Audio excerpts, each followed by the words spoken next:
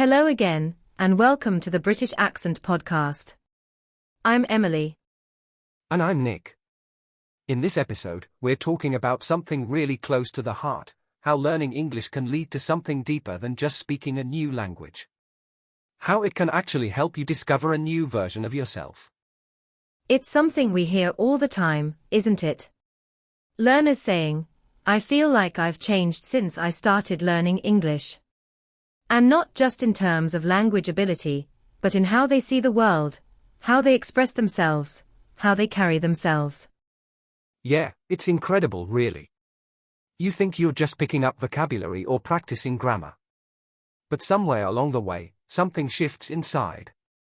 You say something you've never said before. You ask a question you wouldn't have asked. You respond in a way that surprises even you.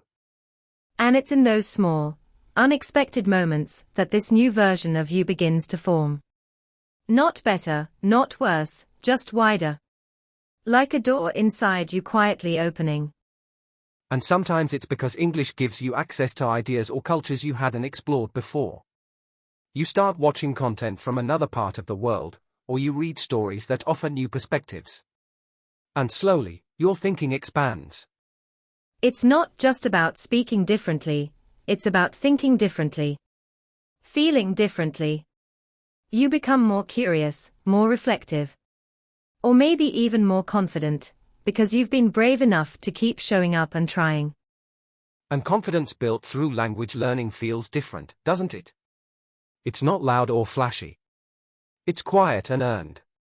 It's that moment where you realize, I used to be afraid to speak, and now I'm actually doing it. And it becomes more than just an achievement, it becomes a part of you. This version of you who speaks English, who has struggled and pushed and grown, is just as real as the one who started. And I think what surprises people is how personal that journey becomes. It starts with something practical, maybe you just wanted to pass a test or get a job. But then somewhere along the way, you realize you've changed. Quietly. Deeply. Yeah, and sometimes it's hard to explain that change to others. Because it's not just about fluency or learning new words, it's about what those words unlock in you. It's what happens to your thoughts, your voice, your confidence, when you give yourself permission to express in a new way. It's like English becomes a mirror.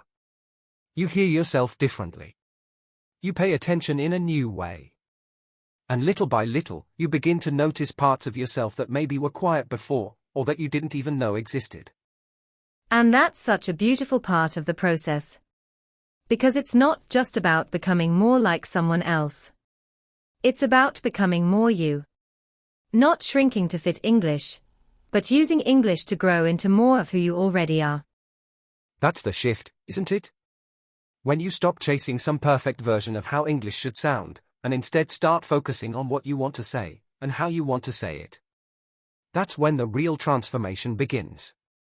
And sometimes that version of you who speaks English, they are more direct. Or more playful. Or more curious. And you realize, this part of me is me too. It might not be who you've always been, but it's someone you're becoming.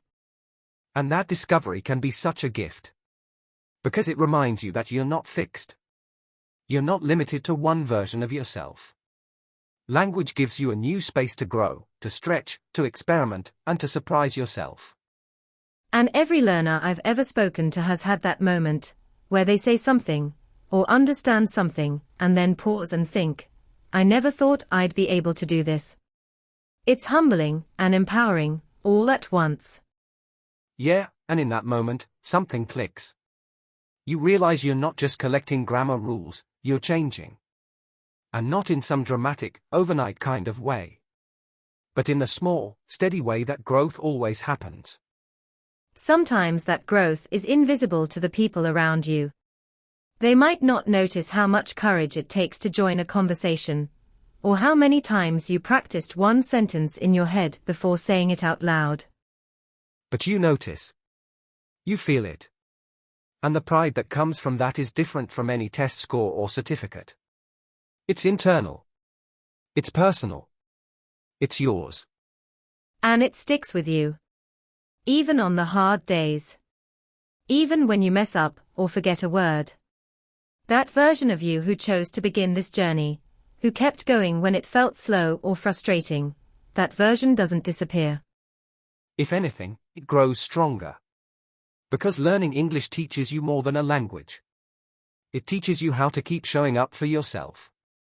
How to keep trying, even when no one's clapping. How to keep choosing progress over perfection. And somewhere in the middle of all that, of repeating, stumbling, growing, you realize you've met a new version of yourself. One that's more open. More patient. More brave. And that version might speak in a slightly different voice, or use different phrases, or think in new ways. But it's still you. It's still your heart. It's still your voice, just speaking in a way it couldn't before. And maybe that's the most beautiful part. Not just that English helps you talk to the world, but that it helps you hear yourself differently too. Yeah. Sometimes it's in the silence just after you speak, when you realize, I understood that. Or, I actually said what I meant. That moment of quiet pride, it stays with you. It does. And even though no one else might notice it, you carry it. You carry all those moments, the tiny breakthroughs, the quiet wins, the risks you took even when your voice shook a little.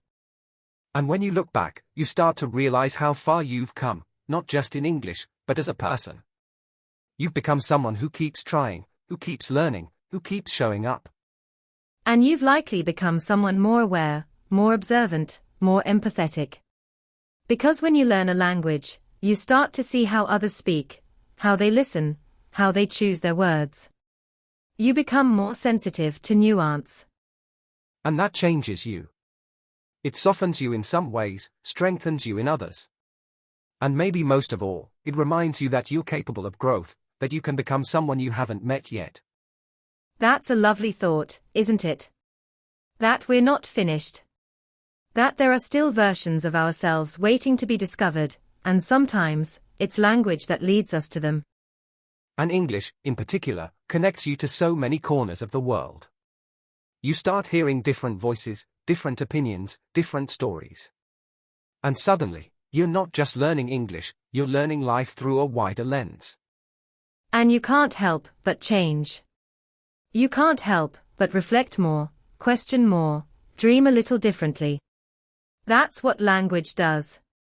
It gives you permission to explore who you are, and who you're becoming.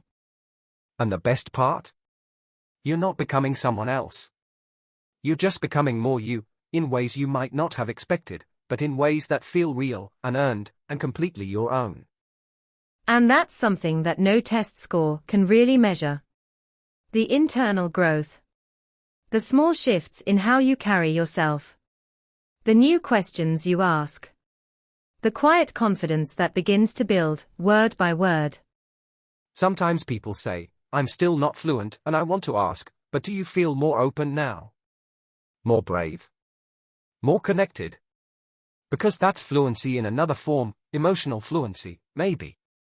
Yes. And emotional fluency might actually be the more important one. Because it helps you connect with others even when your sentences aren't perfect. It helps you stay present, even when your vocabulary feels limited. And I think the more you learn English, the more you start to realize, fluency isn't about being flawless. It's about feeling free. Free to express, to connect, to make mistakes and still be understood. And in that freedom, something powerful happens. You start trusting yourself more. You start leaning into moments instead of avoiding them.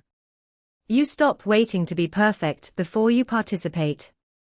That's where the new version of you really starts to take shape, not when you reach a certain level, but when you give yourself permission to use your English exactly as it is today. And the more you use it, the more natural it feels. The more natural it feels, the more confident you become. And the more confident you become, the more you show up, not just in English, but in life. Because how you show up in English often mirrors how you're learning to show up as a person, with presence, with honesty, with a bit of courage and a lot of grace. And all of that builds something deep inside you. a quiet kind of self-belief. The belief that says, I can figure things out. I can connect. I can grow. And that voice, that's yours, no matter what language you speak. So if learning English has helped you discover something new about yourself, hold on to it. Celebrate it. Because that version of you, the one that's growing and reaching and unfolding, that version is just as true, just as real. And it's still growing. Still becoming. Still learning how to speak, not just in English, but with clarity and courage, in any language, in any room, in any life you choose to build. Thanks so much for spending this time with us today. Wherever you are on your English journey, we hope this conversation reminded you that you're not just learning a skill, you're uncovering more of yourself along the way. And we think that's something really worth celebrating. Until next time, keep going, keep growing, and take care.